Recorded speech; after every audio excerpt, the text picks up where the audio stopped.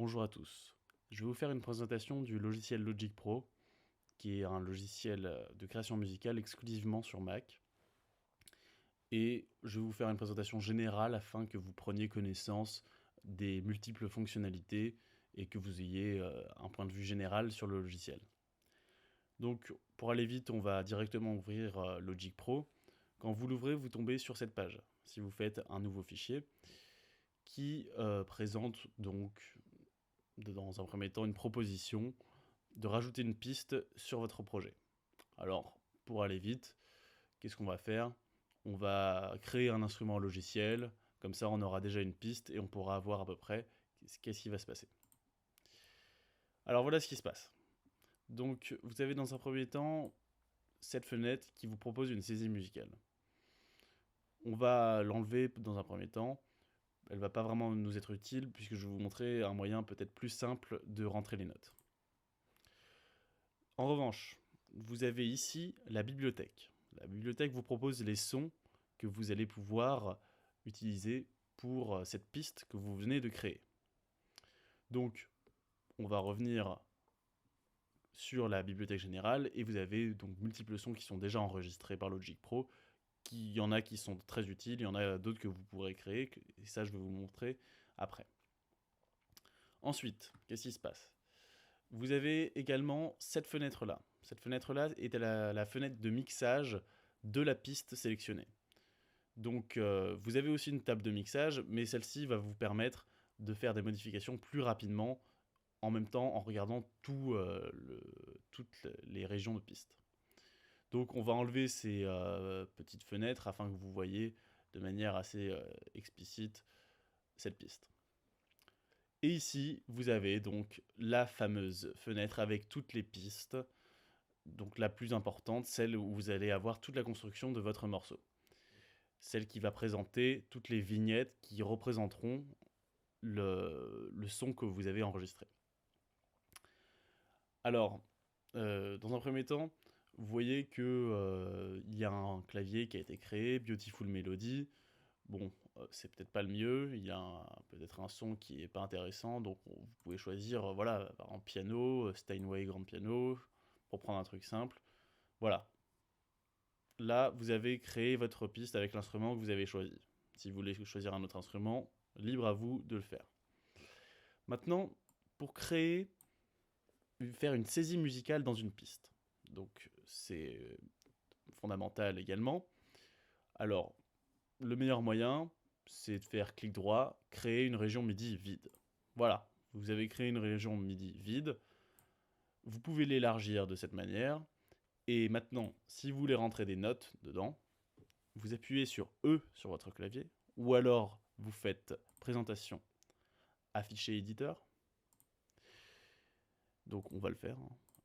Et vous avez en bas une autre fenêtre qui s'affiche, très importante aussi, qui est la fenêtre des partitions.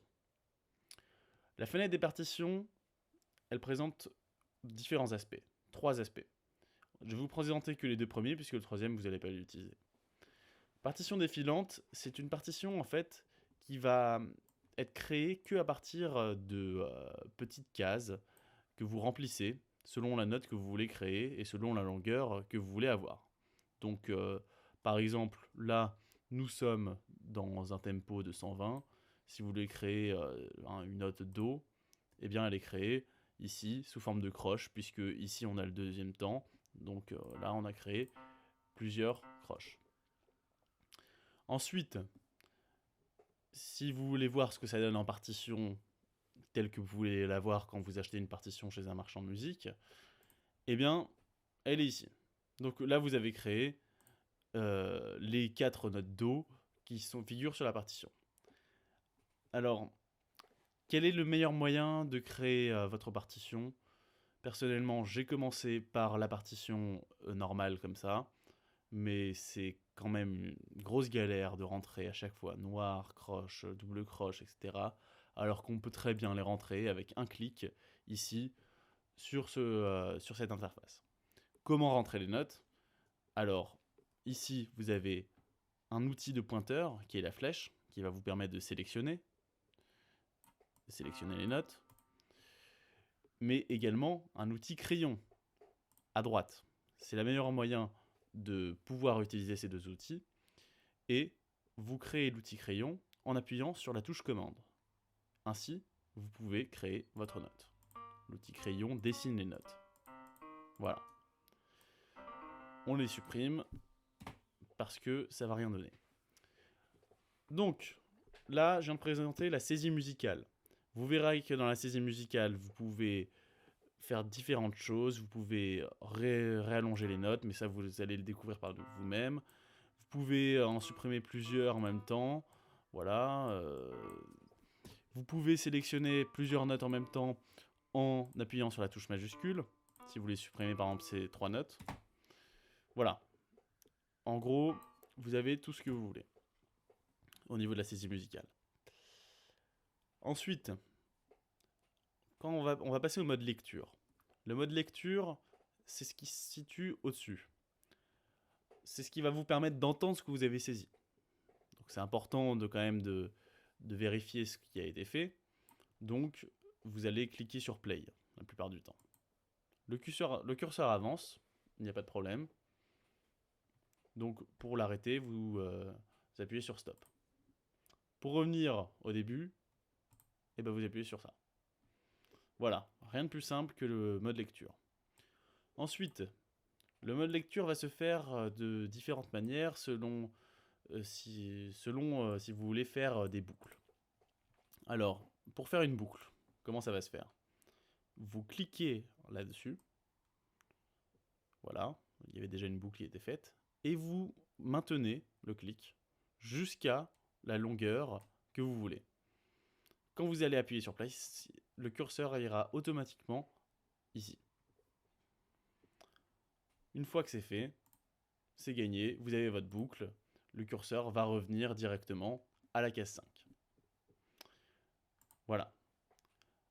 Donc je vous ai présenté ce qu'on pouvait faire sur une piste dans un premier temps. Vous pouvez également régler le volume de la piste, la balance de la piste, plus à droite ou à gauche.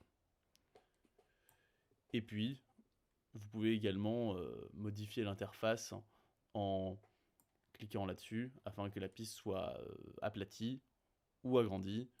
Et pareil, élargie ou amincie. Là, je vous ai présenté ce qui se passait sur une piste. Et je vais vous présenter maintenant ce qui se passe sur plusieurs pistes. Donc pour créer une nouvelle piste, qu'est-ce qu'il faut faire? Soit vous créez la piste identique, si vous voulez exactement le même instrument, en appuyant sur ça. Soit vous créez tout simplement une nouvelle piste en appuyant sur le gros plus, ici. Et qu'est-ce qui se passe? Vous avez encore cette fenêtre. Bon, on va encore utiliser un instrument logiciel. Et puis vous allez encore choisir l'instrument que vous voulez. Mettons une guitare. Voilà. Vous avez votre guitare, même fonctionnalité. Créer une région MIDI vide. Hop.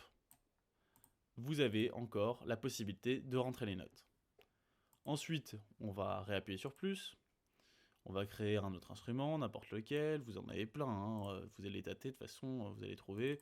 Et strings, certains vont demander un téléchargement supplémentaire. Moi, je vous conseille de les faire parce que ce sont des beaux instruments. En général, ce sont les violons. Voilà. Violon 1, violon 2. Voilà. À chaque fois, ça recharge pour moi, mais je l'ai déjà téléchargé préalablement. Créer la région de MIDI vide. Voilà. On va penser que toutes ces pistes représentent une dizaine de pistes, mais je vais vous le montrer sur 3, pour faire simple. Alors, le mode lecture, c'est un mode qui peut se faire soit en isolant une piste, soit en mettant en veille une piste. Ça se fait de la manière dont on veut, et puis en mettant en boucle, comme je vous ai montré. Pour isoler une piste, si vous voulez écouter que la piste de Steinway Grand Piano, et ben vous appuyez sur S. Voilà. Et puis, vous cliquez. Rien de plus simple. Une fois que vous voulez écouter tout en même temps, vous appuyez sur le grand S au-dessus, ou alors vous rappuyez sur ce S là, et vous écoutez tout en même temps. Si par ailleurs vous voulez mettre par exemple la piste des violons en mute et écouter que les deux premières, soit vous appuyez sur S et S, mais quand vous avez plusieurs pistes, c'est un peu long, ou alors soit vous appuyez sur M comme muet, qui va vous la mettre en mute. Une fois que c'est fait, c'est bon, c'est gagné. Vous écoutez que les 2 premières pistes. Voilà.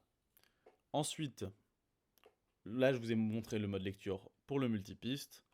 Ça devrait plus poser problème pour vous. Maintenant, c'est à vous de tâter, c'est à vous de chercher. Et puis, vous allez très bien vous y faire. À force, de toute façon, il faut faire, il faut créer, et à force, vous allez maîtriser le logiciel. Alors maintenant, on va peut-être rentrer un petit peu dans les termes techniques, mais pas trop. On explicitera plus les termes techniques dans une autre vidéo, parce que là, on est dans une présentation générale. Au-dessus, vous avez le tempo. 120 BPM, 120 battements par minute, il n'y a pas de problème. La tonalité de majeur, ça j'ai jamais compris vraiment ce que ça représentait, c'est pas grave. 4/4, ça veut dire qu'il y a 4 temps par mesure. Ici, ça représente à peu près le parcours où vous êtes, quoi, hein.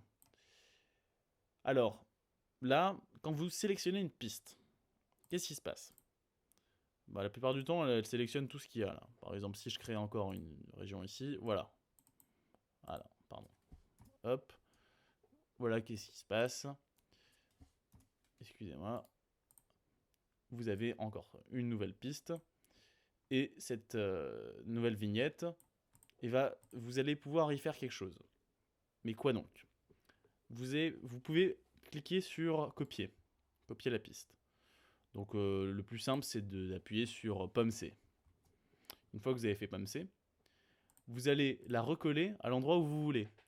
Et si c'est par exemple après la mesure 10, eh bien vous cliquez sur coller.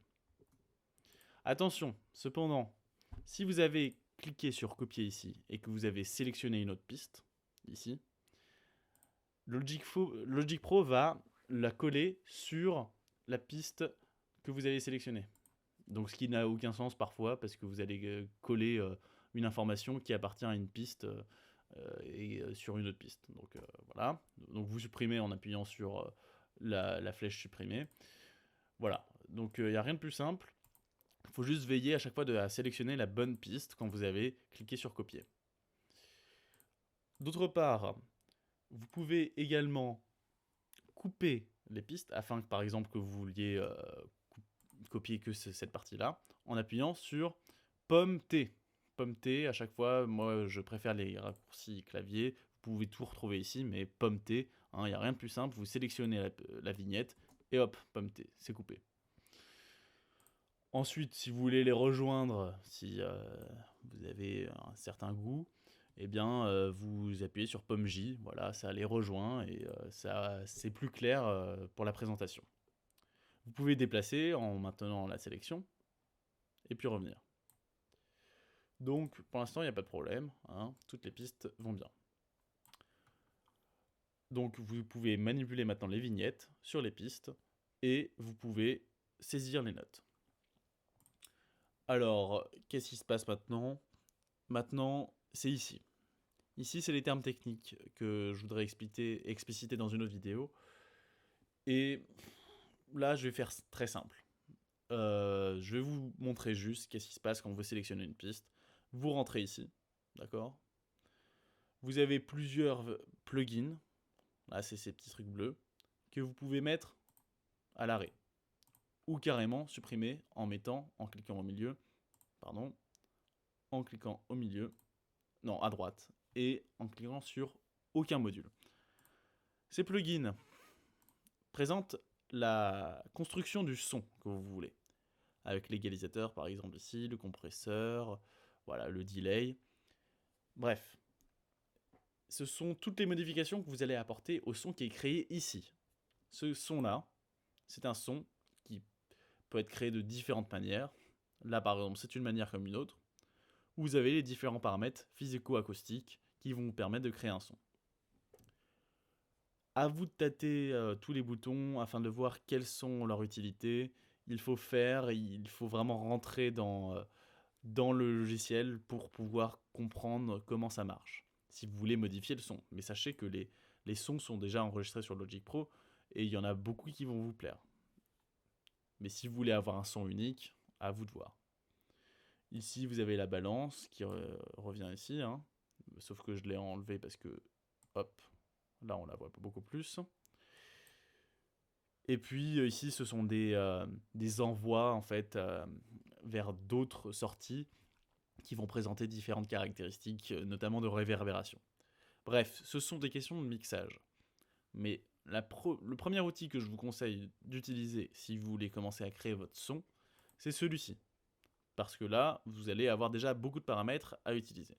Les autres, ce sont que des questions de mixage et d'affinité avec le son. Maintenant, à vous de voir si vous voulez commencer par ce travail-là. D'abord, essayez de tâter le logiciel, de rentrer des notes. Si vous arrivez à faire ça, vous pouvez passer à cette partie-là. Voilà, je pense que j'ai fait à peu près le tour de toutes les fonctionnalités d'un point de vue général du logiciel Logic Pro. J'espère à vous que ça vous a été utile. On peut terminer par voilà, cet outil-là, afficher, masquer l'automation, pour faire un peu de suspense pour les prochaines vidéos, où vous allez créer des automations ici, avec les différents paramètres qui sont représentés ici. Voilà, et puis vous réappuyez là-dessus. Il y a ici le volume, dans un premier temps, que vous pouvez régler, et puis créer des décrescendo. Mais bon, ça, on le verra pour après. Voilà, je vous remercie de m'avoir écouté, et j'espère que ça vous a été utile. Donc, à bientôt sur Artemia.